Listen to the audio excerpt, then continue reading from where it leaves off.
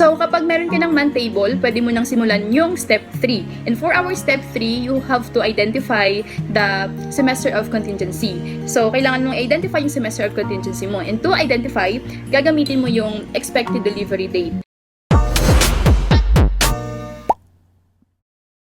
Hi guys! Welcome to another video, and for today's video, we are going to talk about the calculation of SSS maternity benefits under the expanded maternity law. So if you are pregnant or you are planning to have a baby, then this video is for you. Effectivity of this new expanded maternity law is noong March 11, 2019. So ibig sabihin lahat ng mga anak from March 11 onwards or hanggang ngayon is makakatanggap ng maternity benefits depending on your monthly salary or monthly contribution. For kasi normal delivery is 60 days lang, and kapag CS ka naman 72 days lang din. Nung nagkaroon ng expand maternity law, nadagdagan siya, yung normal delivery and CS is 105 days. And kapag solo parent ka naman, either you are normal delivery or CS, 120 days siya. And for abortion and miscarriage, meron kang 60 days. So yon. And ang mga eligible naman sa maternity benefits ay yung mga self-employed, employed, voluntary, and non-working spouse na babae. So before we proceed to the calculation or to the computation, so let me introduce to you two words na kailangan natin or gagamitin natin sa pagko-compute. So first is the semester of contingency.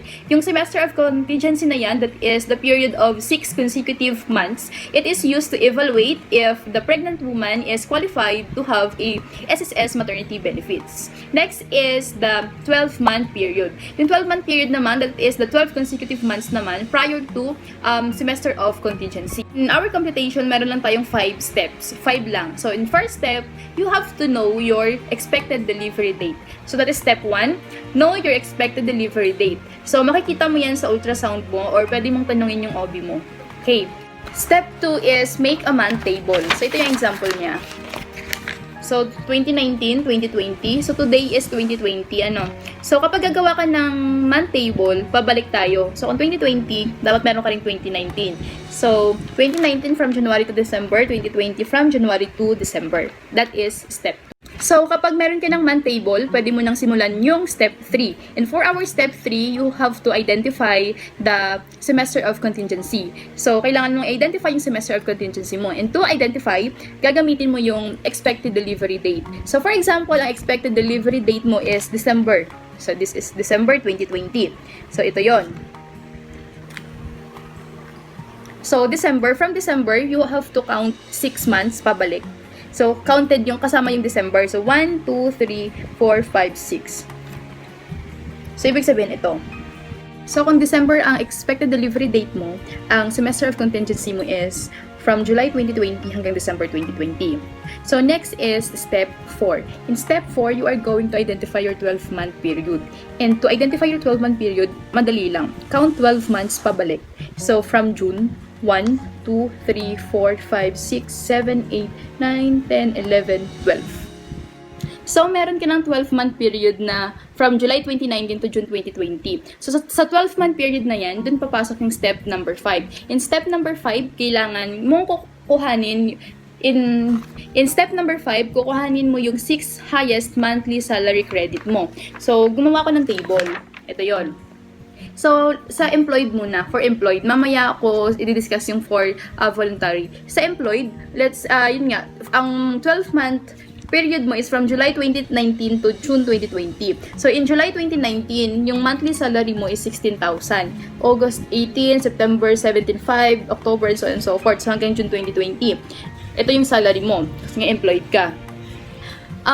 Yung monthly salary na yan, may corresponding credit yan sa SSS. So, ito yung tinatawag nila na monthly salary credit. So, meron akong papakita sa taas yung guide or yung table ng monthly salary credit. Doon yun na lang tingnan. Or, nasa description sa baba yung link ng monthly salary credit ng SSS. Tingnan nyo kung ano yung corresponding credit ng salary nyo. Kung, syempre, iba naman yung ginamit ko sa data na meron kayo.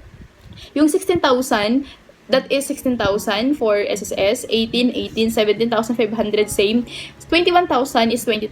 Tatandaan na ang maximum credit lang ni SSS is 20,000. So, kung sumasahod ka ng 30,000, 100,000, still 20,000 pa rin yon. Okay. So yan na. nakalista na yung monthly salary credit mo. Kukuhanin mo dyan yung 6 highest. Yung 6 highest mo dyan is 20,000, 19,000, 19,500, 20,000, 18,500, and 20,000. So, after mong makuha yung 6 highest monthly salary credit mo, you have to add. So, add mo yung 20,000, 19,000, 19,500, 20,000, 18,500, and 20,000. Kapag pinag-add mo yan, that is equal to 117,000. And that 117,000, you have to divide it by 180. Yung 180 fix na yan. Parang nasa guidelines yan ng SSS, fix na yan. Fix na talaga yung 180. So, 117,000 divided by 180, that is equal to 650. Yung 650 na yan, i-multiply mo yan, depende sa case mo. So, kung ikaw ay normal delivery or CS, so multiply 650 to 105. And 650 times 105 is equal to 68,250. And kung solo parent ka naman, so you have to multiply 650 to 120, and that is equal to 78,000. And kapag halimbawa nakunan ka, so you have to multiply that 650 to 60 days lang. So 650 times 60 is 39,000. So yun yung makukuha mo. Next is for voluntary. So meron ulit akong ginawa. So let's say same pa rin, same 12-month period, yung kanina pa rin ginamit natin from July 2019 hanggang June 2020. Let's say voluntary ka. At ang monthly contribution mo, naghulog ka from July hanggang November 2019, ang hulog mo is 1,200. Then, naisip mo na dagdagan mo, nag-increase ka ng contribution, ginawa mong 2,400 from December hanggang June. So, yun. So, each monthly contribution, again, may corresponding credits po siya sa SSS. And that 1,200 is equal to 10,000. And that 2,400 is equal to 20,000. So, same ulit ang gagawin. Kukuhanin mo lang yung 6 highest monthly salary credit mo. So, 6 na 20,000 yan.